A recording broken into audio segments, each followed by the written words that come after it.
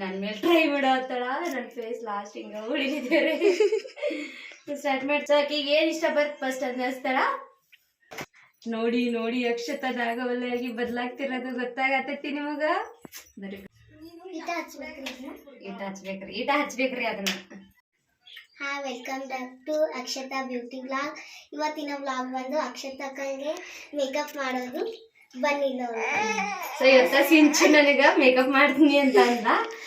ಅಕ್ಕ ನನಗೆ ಮೇಕಪ್ ಮಾಡ್ತೀನಿ, ನಾನು ಮೇಕಪ್ ವಿಡಿಯೋ ನೋಡಿ ಹಾಕಿ ನನಗೆ ಭಾಳ ಇಷ್ಟ ಆಗೈತೆ ಅಂತ, ಮತ್ತು ಮೇಕಪ್ ಮಾಡ್ಕೊಳ್ಳೋದು ನೋಡಿ ಹಾಕಿ ನನಗೆ ಅಕ್ಕ ನನಗೆ ಮೇಕಪ್ ಮಾಡ್ಬೇಕು ಅನ್ನೋದು ಭಾಳ ಇಷ್ಟ ಆಗೈತಿ. ಮುಂದೆ ನಾನು ಒಂದಿನ ಮೇಕಪ್ನ ಕೋರ್ಸ್ ಕಲ್ತೀನಿ ಆ ಥರ. ಸೊ ಹಂಗಾಗಿ ನನ್ನ ಮೇಲೆ ಟ್ರೈ ಮಾಡಿ ಲಾಸ್ಟ್ ಹಿಂಗೆ ಉಳಿದಿದ್ದಾರೆ. ಸ್ಟಾರ್ಟ್ ಮಾಡ್ತಿ.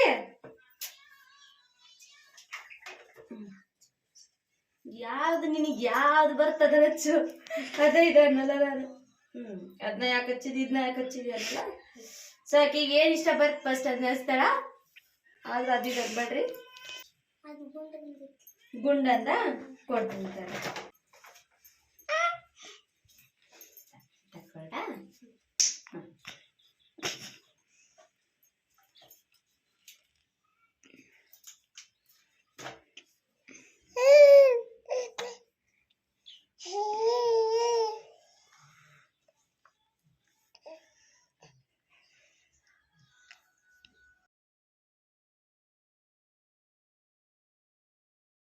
ಹಚ್ಚಿತಿ ಸಿಂಚು ಇವಾಗ ರೋಸ್ ವಾಟರ್ ಹಚ್ಚಾಳಕ್ಕೆ ಇವಾಗ.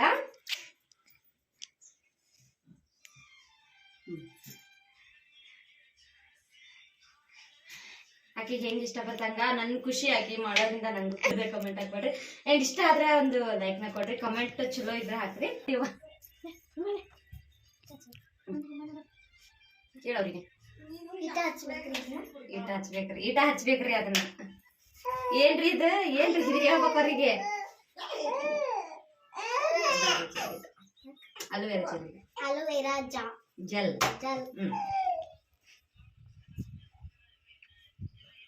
ಸೊ ಆಕಿಗೆ ಏನೇನು ಇಷ್ಟ ಹಚ್ಚಾಳ ಒಂದ್ಸಾರಿ ನೀವು ನೋಡ್ಕೊಂಡು ಬಂದುಬಿಡ್ರಿ. ನಾನು ಮಾತಾಡಲ್ಲ. ಇದು ಒಂಥರ ಫನ್ನಿಗಾಗಿ, ಹಂಗಾಗಿ ಯಾರು ತಪ್ಪು ಕಮೆಂಟ್ನ ಹಾಕಕ್ಕೆ ಹೋಗ್ಬೇಡ್ರಿ. ಆಕೆ ಅಲೋವೆರಾ ಹಚ್ಚಾತಾಳೆ ಈಗ. ಅಲೋವೆರಾ ಒಂದ್ಸರಿ ಸೆಟ್ ಆದಮೇಲೆ ಇನ್ನು ನೆಕ್ಸ್ಟ್ ಏನೋ ಸೌಂಡ್ ಬರ್ರಿ. ಸೊ